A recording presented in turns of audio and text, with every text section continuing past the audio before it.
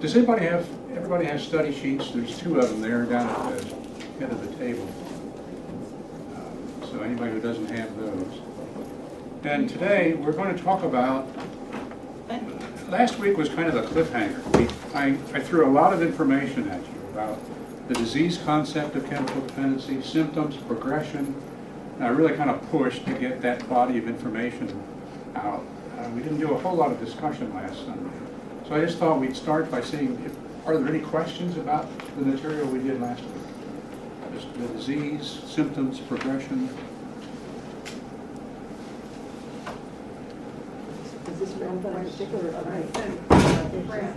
Who has a problem? Yeah, you can sit. Spacing reasons. Lots of liquor, her husband for liquor sales. But she was hiding it. Right. And they didn't know it. Yeah, because alcoholics and addicts can be manipulative and Yeah. deceptive. There's a lot of lying that goes on, and sometimes you're not even clear if it really is a lie because it's like their thinking has been distorted, Yeah. and it's almost like if you begin to believe your own press releases kind of Are you thing. going to, is it going to be possible So that it's really this hard could be sometimes to tell, is it online really a and lie, church or members are they can see really, it? We're talking about. not aware? And sometimes it's a mixture of the two. Anything else from last week? Well, it was kind of a cliffhanger because we left the alcoholic at the bottom. We took them all the way down to chronic late stage symptoms. So this Sunday we're going to talk about recovery. So it'll be a bit more cheerful, I hope. So what I want to do, to begin with, I want to describe for you the way that we were doing treatment in the program that I worked for.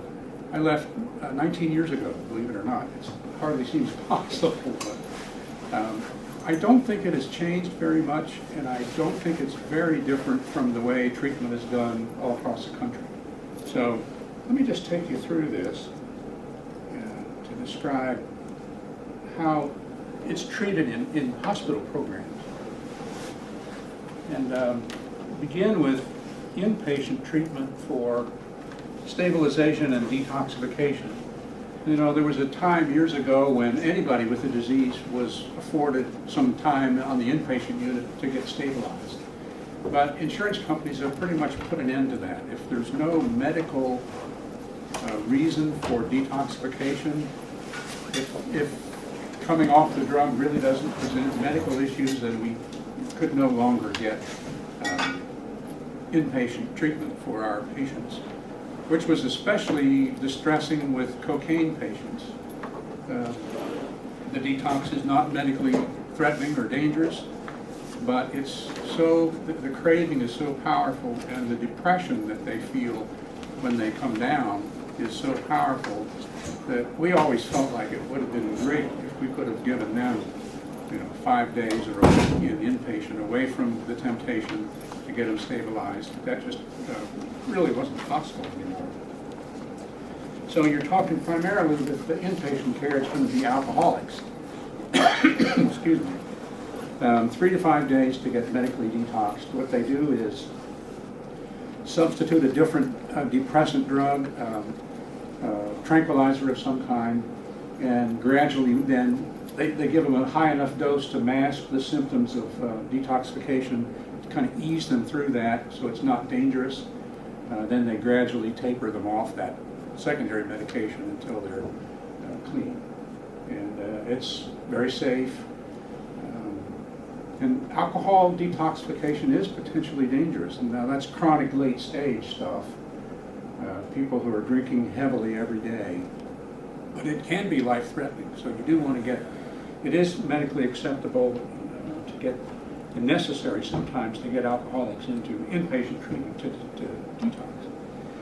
But then when we get to the main treatment, it's intensive outpatient. And the primary method of treatment is group therapy. And that's been proven over the years to be the most effective form. And I think that's because folks who are chemically dependent This is a generalization, but I think there's a lot of truth in it. They tend to have trouble with authority figures, police officers, judges, probation officers, doctors, lawyers, and therapists. So I think they found over the years that patients did a lot better in treatment if you put them in a group. Because the main goal in intensive outpatient treatment, well, education first of all, but the main therapeutic goal was to break through the denial and the minimizing and the defenses, to get them to see that they really have a problem and to admit that. And it works better when you do it in a group, and instead of an authority figure or an outside expert confronting them, you get other recovering people to confront them.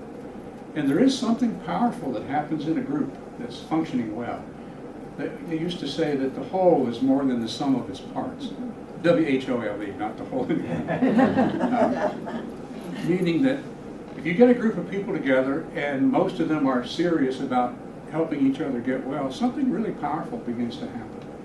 And it's more than you can just account for on the basis of the people that you have, the individuals in the group. Something happens.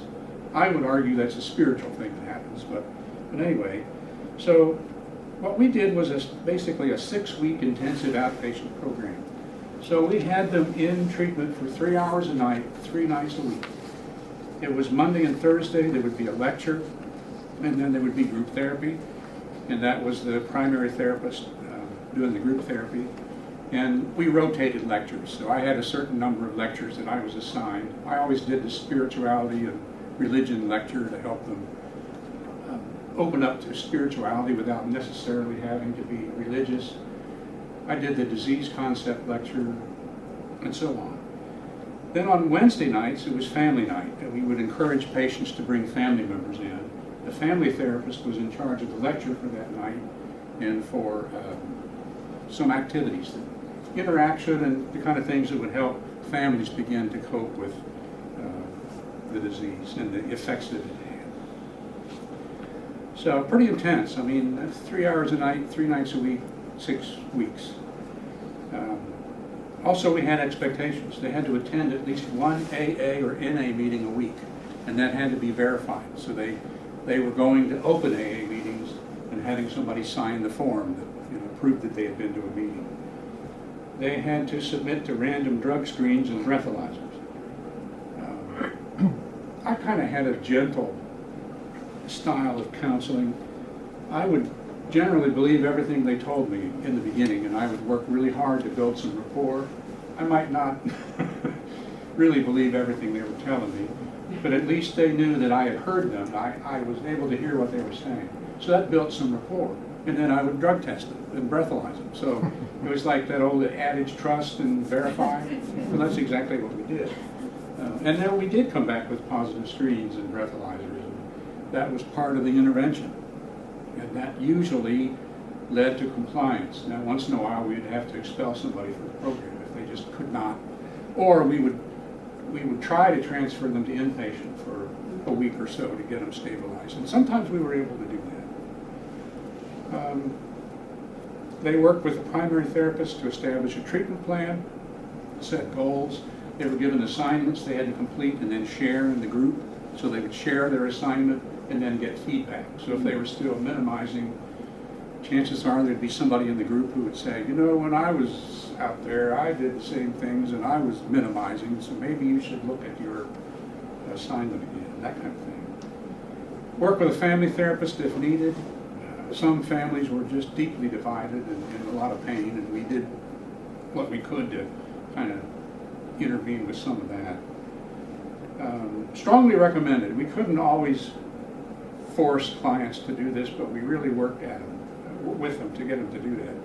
We wanted them to have a temporary sponsor by the time they completed the 6 weeks, and we wanted them to have begun working the 12 steps. So that's just a basic introduction to what inpatient or what intensive outpatient treatment looked like. There was aftercare available once a week, so stepping down the intensity just once a week now for a period of weeks. If we could get them to do that, they didn't always do aftercare.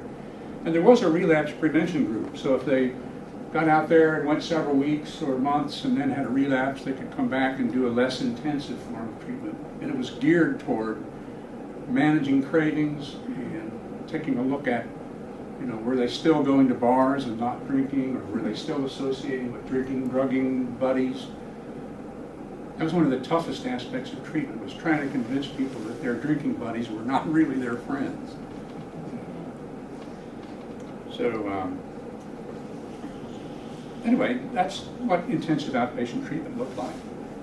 And then I thought it might be worth discussing barriers to treatment. What was it that kept people from getting treatment? Denial would be one of the first things on my list. Just people don't realize they have a problem. They literally do not see it, won't recognize it. Lack of motivation, they may have some inkling there's a problem, but they're not ready to stop.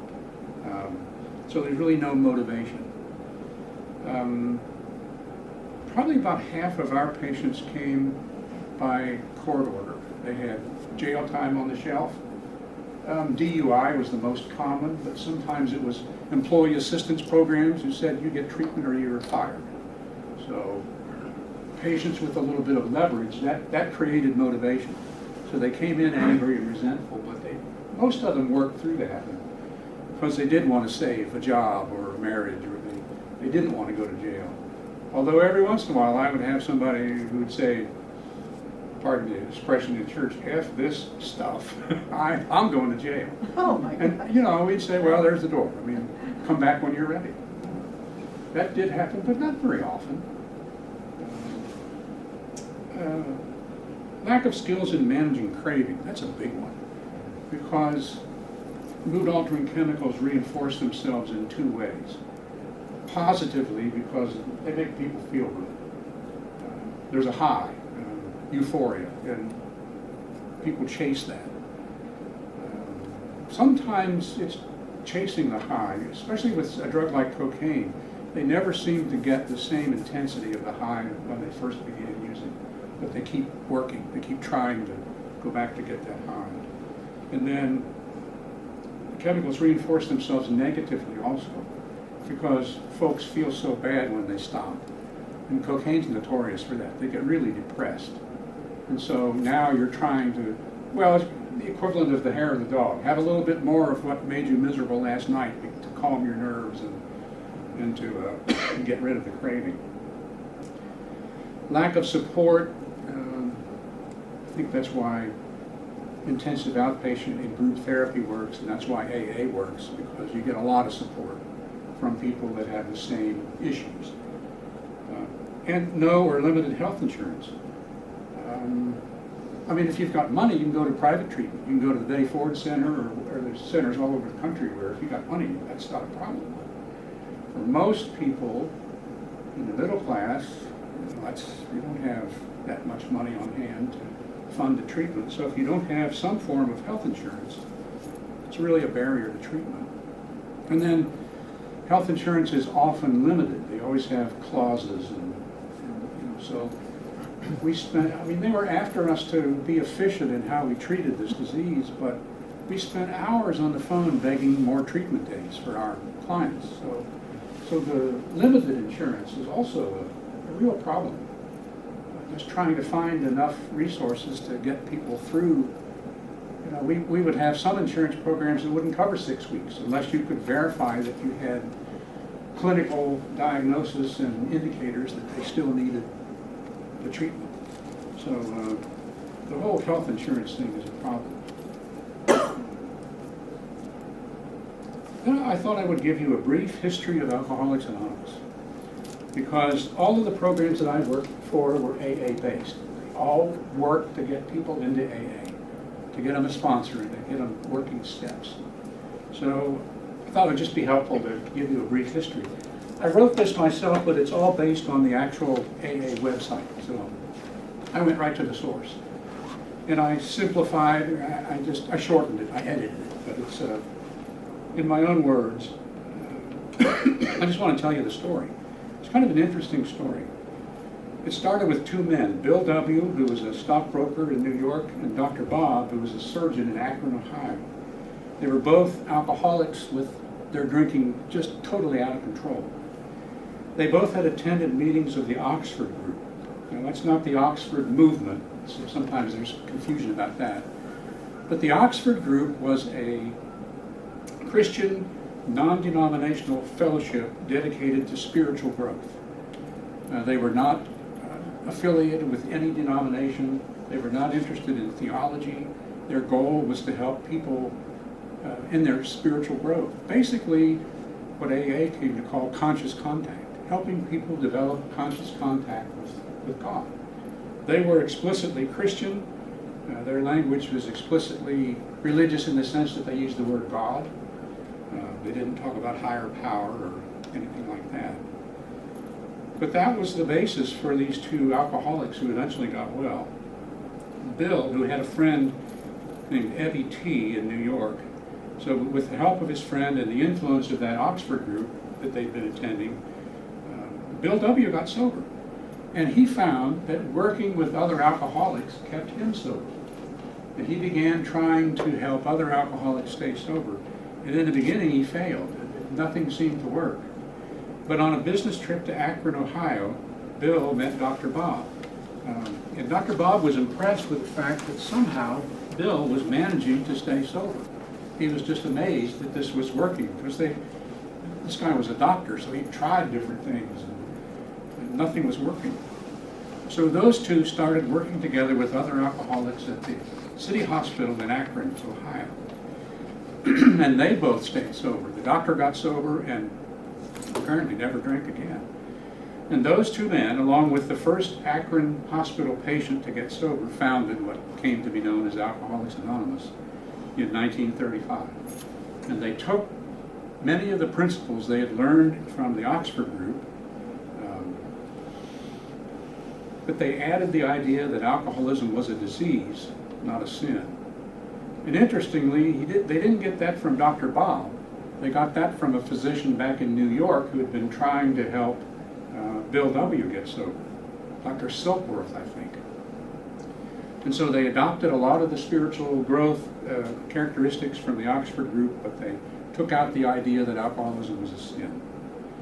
And the movement grew very slowly at first. It expanded to New York City. I assume Bill W. took it back to New York. It went to Cleveland, which is not too far from Akron. And in the beginning it was slow, but it kind of accelerated. And they began, particularly at that hospital in Akron, they had a lot of success. A large number of alcoholics who previously had failed to get sober, now they were sober. They were in AA groups. And so over the course of time, those three original members, it really was a trial and error. They did experimentation by working with groups who were recovering, and they came up with 12 steps that they found were working to help alcoholics get sober. And so that's what I gave you on a separate sheet, the 12 steps of Alcoholics Anonymous. And if you will notice, these things are expressed in past tense. We admitted we were powerless. We came to believe.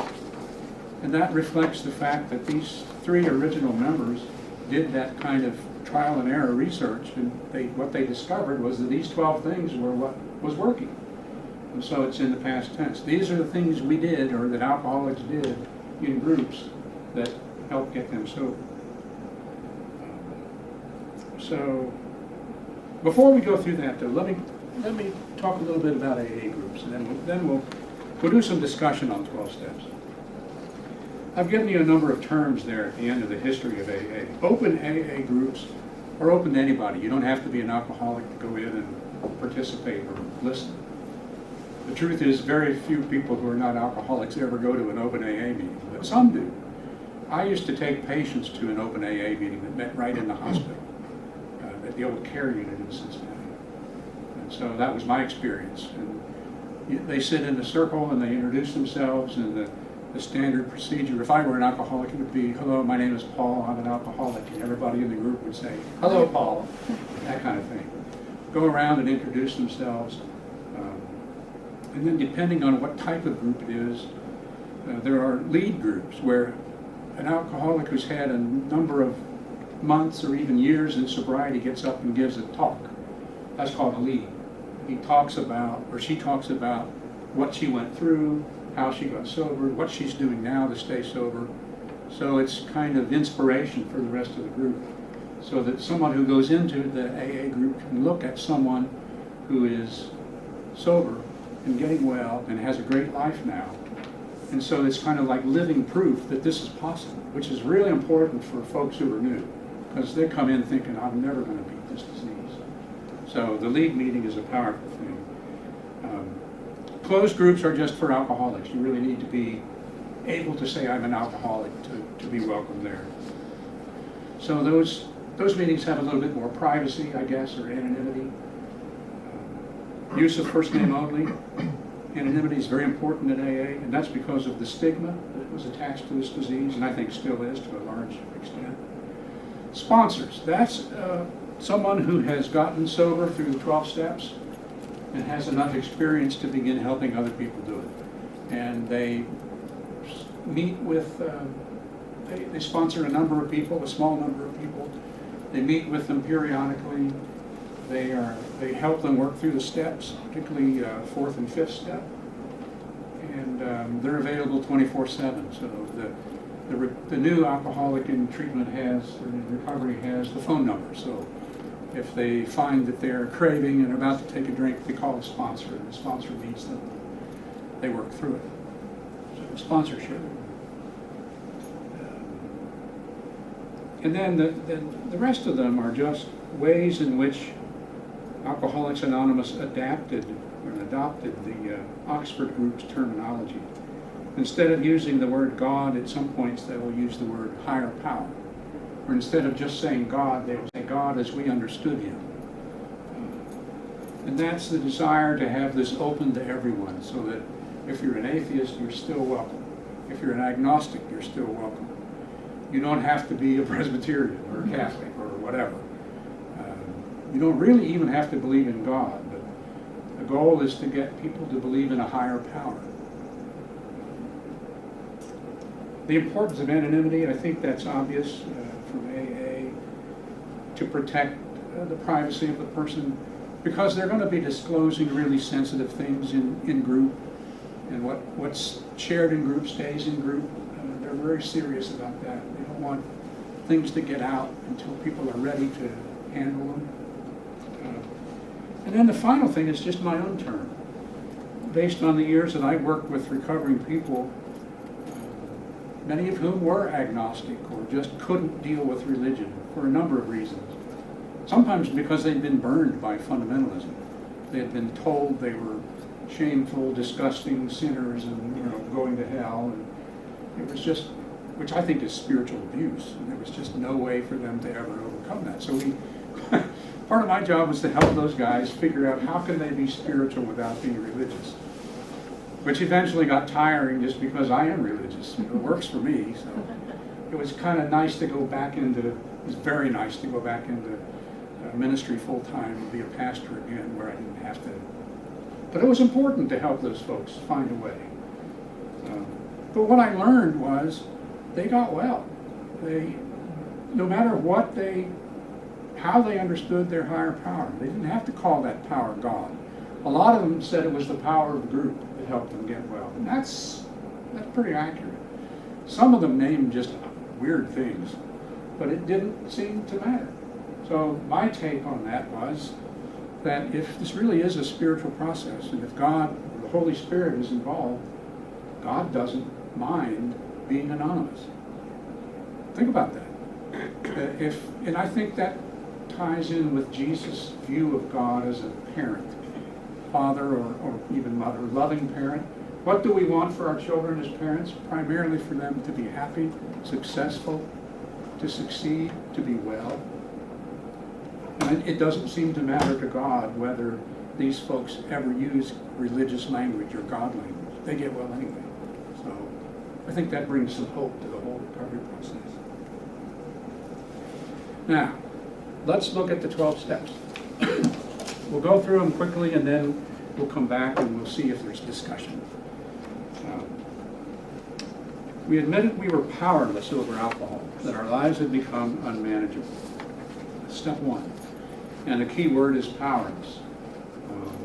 These are folks who are saying the power to stay sober or clean is not in me. I just can't do it. That's a confession or an admission.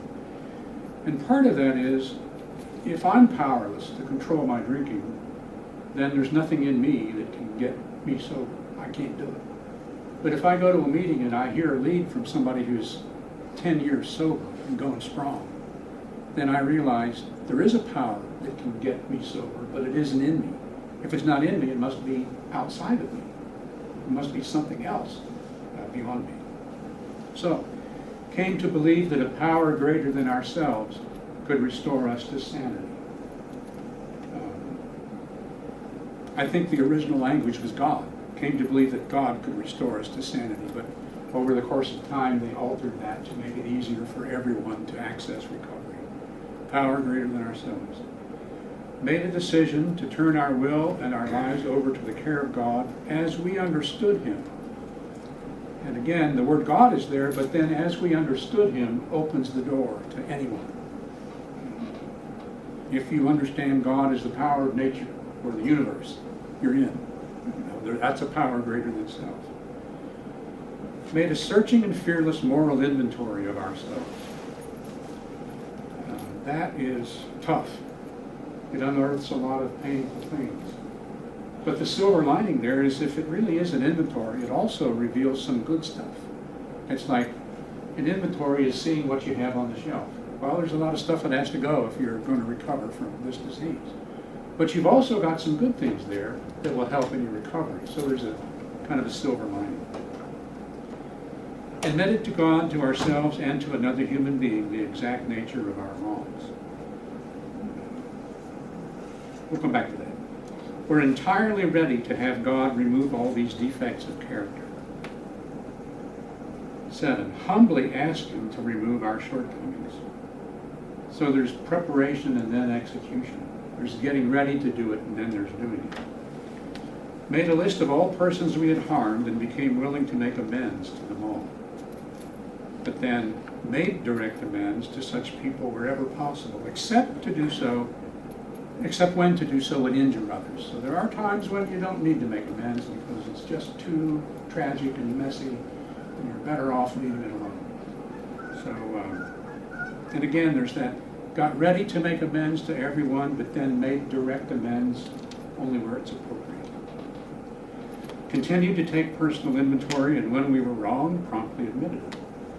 Sought through prayer and meditation to improve our conscious contact with God as we understood Him, praying only for the knowledge of His will for us and the power to carry that out.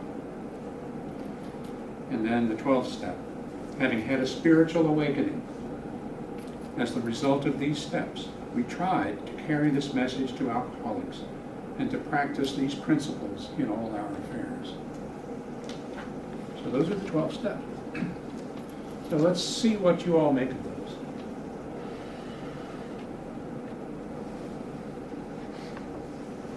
How do you connect these steps with religious faith? Are there similarities? Yes. Yeah, I think anybody who takes a spiritual journey does examination, does these steps that invite you to do. I don't know if you do it specifically as worded, but I truly believe every person in this room and every person on the planet goes through a spiritual journey. And these steps, except maybe for the first two that refer to alcohol, really work in many situations where you haven't spoken to a relative for years, or you and your husband are just having all kinds of problems. We go through these, and I can see them working for other things besides just addiction. Well, there's different kinds of addiction, and not necessarily chemicals. And so eating can be considered an addiction. Working can be an addiction, things like that. And so yeah, these would work. I mean, we feel something and we need something to make us feel better. If working all the time makes you feel that way, then that's what you do, but that is not necessarily healthy. So yeah, that would be a shortcoming. So that, yeah, I think it could work Yeah, go ahead. I have difficulty with the him out there, the transcendent God. Actually, God is in the group, Mhm. and that's not stated here. So that's all. I wonder if they've updated these in any way. These are current. These are current. Yeah. Okay, well, it shows, I mean, it says though him, God, has the answers out there. Mhm. And I'm here, and I'm not together at all. They mean outside of yourself, anywhere, everywhere but inside of you. But this talks about a masculine God that's transcendent. Yes, and I think that's a fair point. This came out in the 1930s, so you're going to get male language. They haven't updated that. Right. Just putting God instead of him. And it's God as we understood God. Yeah. And you could understand God as being the spirit of creativity, the spirit of life that is in everything, including trees and you know. Yeah. So it could be, when you're in this group, you realize that God's spirit is in every one of them. So make a decision to turn our world and our lives over to God as I understand God, who is present in all creation. I think that's an interesting insight, though, It that is. this all came out of group work. This came out of actual groups, and yet they don't make that, you're right, they don't make that clear, do they? That was in the 1930s. Yeah. I think it's easy to think of, made a decision to turn our will and lives over to the care of God as we understand a higher power. And just insert that phrase, although it's not done officially. Well, I attended, 20 years ago at least. There are authors that do Bible studies that are based on the 12 steps, and I'm sure Paul knows that, but years ago, and there's been a lot come out since, our church at the time did one that was, I believe, written by Henry Cloud and John Townsend. Are you familiar with them at all? Okay. Anyway, and it did what Jan was talking about. You know, it was, this really applies to our spiritual growth wherever. And that's what those books were patterned on. Was taking the 12 steps and applying it to growth in Christianity or whatever religion. This one was taken. I had two things that, in listening to it, we missed this part of it last time. I didn't hear anything really about how to address anger. When you have people that are really angry at life, or whatever you want to think about that, how do you handle situations like that? The other thing is, sort of a result from that sometimes is, what about people who use firearms, guns, things like that? What are the rules for meetings and so on to avoid that kind of situation? You mean in AA meetings? Yeah. I'm sure that in AA meetings, they do a lot of work on anger, because there is a lot of anger. Yes. Firearms, I wouldn't think, you couldn't, I don't know, that's a good question. I wouldn't think you could ever carry a firearm into an AA meeting. Well, they've carried them almost everywhere else. That's true, that's all too true. Yeah. We had a case, when I worked for the care unit in Cincinnati, we had a man come into treatment, and the reason he came was that he had firearms and he found himself planning to go to his former employer and shoot people. And for whatever reason, he chose treatment over that. And he had a family member take away the guns, and he came into treatment. And I always wondered, what was the intervention, or who stepped in, or what happened that helped him cope with that, deal with the anger in a healthy way. And we never found out. I don't know how he came, but he did. And that comes sometimes with the anger part of it. We did some work on anger management in the outpatient program, although we we did it in terms of nonviolent communication. We were helping family members learn how to confront each other or just talk without insulting or ridiculing. Because, you know, family members are angry too. They've put up with all this stuff for all these years, and they need help figuring out how to communicate that without being violent in their language, I guess you could say. You just opened another box. Enablers Anonymous. Enablers Yes. Anonymous. That's Al-Anon. And we're going to talk about that next week, but go ahead. It's family members find themselves having enabled. They bought the lies, or they were, you know, they put up with the manipulation, or they did their best, but it didn't work. The addiction that I'm concerned about with younger folks, and it comes all the way up to us, is social media addiction. Mm. I tell you what, it's devastating young people. It is. So much of what is out there is not factual or And it's not accurate, positive, healthy. and it's not uplifting, Yeah, and it comes back to what Rich said, it makes you angry. yeah. And they spend a lot of time on it. Well, we have so-called news outlets that specialize in outrage. And they're just outrage machines. And so, yes, people get angry. They take all of that without. There was a letter to the editor, and it might have been on the whole Latin controversy, but it was about, or maybe it wasn't, but it was about, no, it was about civics education, that we need civics education to teach people how to be good citizens, because we were losing that. And we need teachers, it affects education. We're losing teachers because of the abuse and the interference, but we need good teachers to teach people critical thinking, so they can look at stuff Yeah. on social media and say, Amen. this is baloney. You know, where is the source? But we don't know how to do that anymore. I'm blessed that I had teachers that taught me how to think critically. I was going to say also, it says that you have an opportunity when you come to start exploring yourself and realizing that everybody has good qualities. And unfortunately, you're doing this sort of as an individual. As an individual, you become very depressed. I think that, you know, that, oh, well, everybody else has something that I don't have, and I'm a terrible person, and so on. When they come into a group, they begin to recognize, no, that's not the way it is.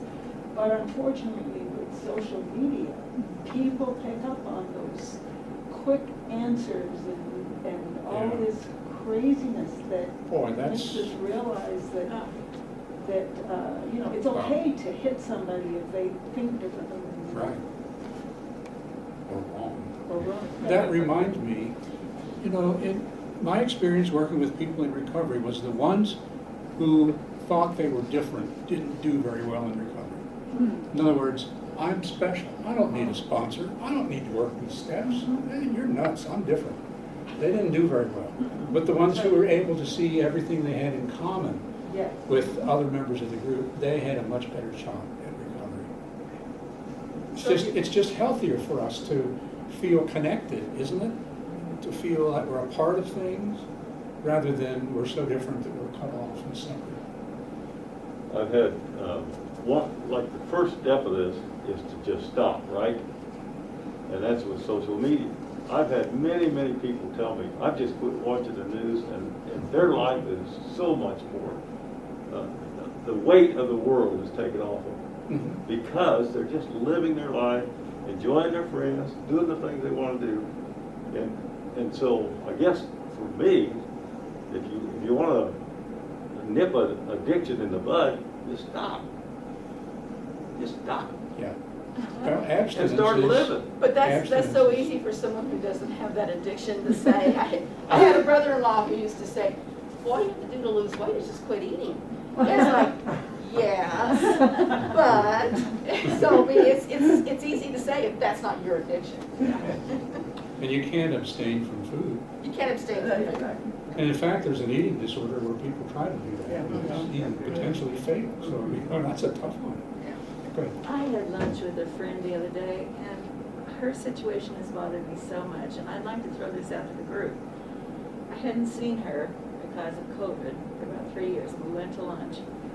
She has lost about, she was like 135, she's down to 110, and she's just really looks so thin. Mhm. And she tells me that she has been doctoring for this, and I said, well, what do you think is the problem? She said, it's anxiety. I'm so upset by Putin, Trump, COVID, Climate change. well, and the things that are going on with the Supreme Court, you know, and she's just internalizing all this, and I've been trying to think of I said, you need some laughter, you need some, and she's a big worker in Illegal Women Voters, and of course, Illegal Women Voters carries all the problems of the world on us, and I don't know, I just try to think because she's doctoring and taking medicine and all of this, but maybe that's what I need to tell her to do, is quit watching the news. This has happened since COVID Yes. started, so it's some of that, I think, is isolation. I think And she said people are reacting and to she said this is isolation. part of the problem because I'm living by myself. Her husband died a few years ago. And she's I'm by myself. She's And older she said, than she was yeah, 3 she's years about ago. my age. No, I mean, she's older than she was when she couldn't Yeah. cope. Yeah. Yeah, so. And I was just, I mean, it's just, you think there are probably a lot of people out there like that. Do they have an AA for anxiety? No, I'm one of those people, and I've gotten a lot better in the last 4 or 5 weeks. I hope it continues. But the thing is, it's possible that you and your friends or your mutual friends can be the key, because I get better when I start about my addiction first. I won't right now. Just being with my family members, being with a friend I haven't seen for 3 years, talking on the phone to somebody I haven't talked to for 3 years. Like I said, it's called my brother. We never, maybe we sent each other Christmas cards, I guess. But anyway, we had a big long talk. So it is possible that isolation and anti-isolation are the things to consider. That if you can help her become less isolated. My addiction, and I enjoy it very much, is when there's something. Let's say I had no idea where Kosovo, not in Kosovo. What do I mean? Ukraine. So I look up Ukraine, and then I find out something else that I didn't know. And so then I look up Russia. I find out the interrelationship, their history, right? And then I find a word that's used that I don't know. And so I look that up. And I'm just saying, I can start with one thing, and 3 or 4 hours later, I really know a lot more. And it makes me feel good that I know a lot more. But I haven't been doing my dishes or my laundry, or reading my Sunday school lesson, or I have not been doing. I brush my teeth. I'm just saying it's possible that it's 11 o'clock. I realize I haven't gotten dressed, and it's time to go to lunch. And so there's more than one kind of addiction, and that is mine. I want to keep going. I just can't. I could stop, but I don't want to. You like because research. I really, yeah. And set a timer. Yeah, that's right. And honest to goodness, I really, Yeah, but I go from that rabbit hole to another rabbit hole. No, So I said the time. really, I'm telling you, you could, Yeah. I am actually, in the next 24 hours, I am going to get a timer. And I'd already decided that before you asked me. You're going to do what? Get a timer. Then you'll have to decide what kind of timer to buy, honey. That's gonna take you. Well, Trust me. No, I would, no. You'll need one for every color outfit you have. No, I've already thought about the telephone, that's not gonna work. But I want a wristwatch, because it's easy to set timers on, so if you can give me some advice, I'd already planned to do it. Have you ever had, what is a rule for an AA meeting if there's someone who comes drunk or is disruptive or is there something to control the dynamics of the group if it gets out of hand? Yes, but I don't have enough experience to know. I think each group would handle it. However they want to do it. These are people that have, everything they've been through, they're pretty street smart. Yeah. Capable of dealing with stuff. I wouldn't think that would ever be too much of a problem. We had AA meetings every day, Monday through Friday, I think, or even Saturday at our former church. That's We true do here. here, We too. have 2 different groups that meet here 7 days a week. We have them here. All the way through COVID. Uh-huh. That's right. They go in the north round. Actually, sometimes during COVID, they came in the front door and then Oh, stayed did they? there, yeah. Just, it's, But we're providing a real service to the community by hosting them. On the question about how they handle it, there are seasoned folks that remove the person from the group and just take them somewhere where they can talk. Yep. Yeah. so the group can de-escalate. Yep. Yeah. I have a question. Sure. Is a lot of addiction, people that have addiction, have a lot of loss of faith? Do they get a? Oh, do so they- loss of faith? Yeah, do they, do they give up on religion, do they give up on faith and these things you talk about having to believe in, do they lose faith that there is a higher power? I'm not Become hopeless? I'm not remembering, I remember folks who had trouble with religion and needed help to open up to spirituality without having to go to church. I remember folks where religion was still a part of their life and they kind of renewed that. I don't really recall folks having lost faith. Well, and some people think they're fine, so they're not gonna notice they lost anything.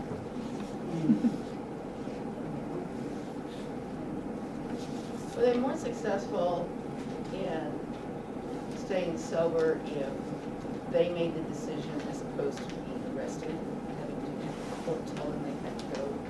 Did that make a difference, did you feel? No, I don't think so. I think we used to call that bringing the bottom up to the alcoholic. Oh. So rather than just abandoning them and let them get horrible and terrible, right, chronic late stage thing. An intervention really is a good thing because it gives them the opportunity to recover long before they reach. I mean, there's an old saying, you can't help an alcoholic till it hits bottom. Well, yes and no. And you just try to bring the bottom up to the alcoholic. And I think we had pretty good success with court-ordered people. A lot of the situations like court ordered and so on come out of people who are angry. That's why I was wondering about the approach for people who are really angry with everything, or certain parts of society. We have the things going around now about school masks in the schools. Yes. There's been a person who found this assaulted students who's wearing masks. They need something. Well, the meeting is an opportunity to be able to speak, to share, to be heard, to be part of something. And many people are alone when they're not, whether physically or otherwise. Except for their drinking buddies. Yeah. Or not really their buddies. I had a good friend that was a counselor. She was also a recovering alcoholic, but what she did, we talked a lot about it. Anyone that she introduced to any of the 12-step programs, she made them promise her that they would go to 6 meetings before deciding whether to continue or not. And I thought that was probably a really good thing. But yeah, she used to talk about that. Was There are even AA sayings like, fake it until you make it. Yeah. Keep coming back, it works if you work it. One day at a time, all those things, and keep doing it until it takes root. the elevator's broken, take the steps. Yeah. Oh.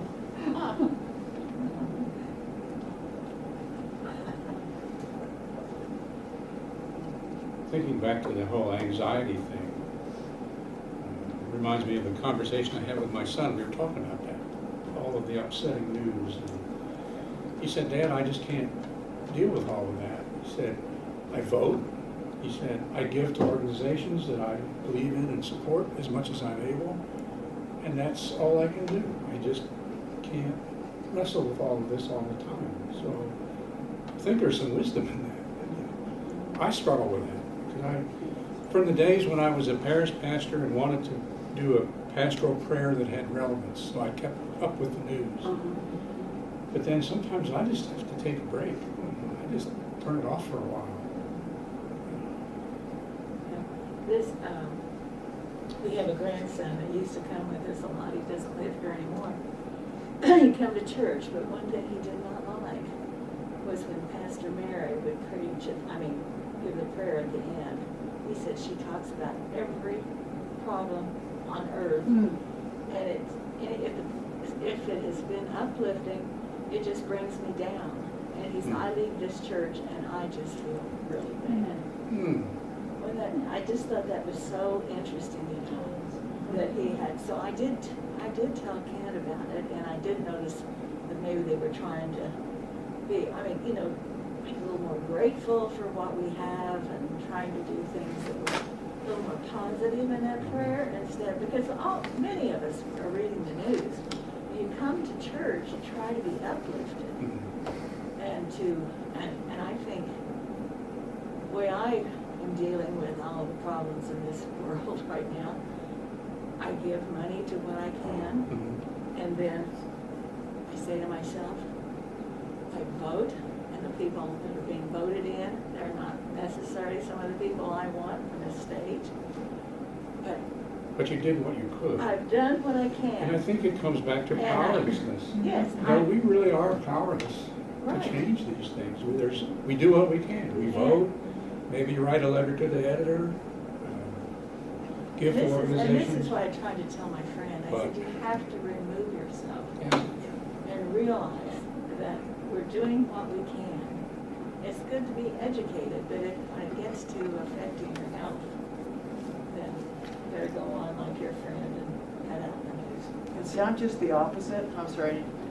I'm just the opposite because I'm connected to every life force on the planet, however many planets are out there. That's just the way I was created. And so I know I can't do things to fix everything anymore, although I did for a long time. It was not until maybe 15 years ago God said, Judy, I'm sorry, you're human. Because I've been, from the beginning of life, I learned in the Bible it said you got arms, legs, get out there and do my work. And so I've been hovering over all of you. You didn't have to find a watch. I'll get you one. And that was the ugliest thing God could have told me. And so I'm cutting back. That doesn't mean I'm not considering it. I just know I can't fix it. But I participate in prayer. I acknowledge it. I recognize that you have an issue where maybe other people don't. And so that's my connection to you.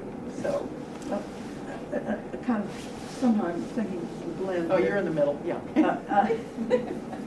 You can't do everything. Yeah. But you can do something. So when you feel like you just can't do anything, that's not true. There is something you can do. And I'll see you outside in about 2 or 3 minutes, okay? We're about to run out of Yeah. time. Well, yeah, the big joke is that at the end, I always lived on my charge card, so I had cash to give people. Tim's going, Judy! And remember, every vote counts. Right. All right. See you Thank next you. week. Thank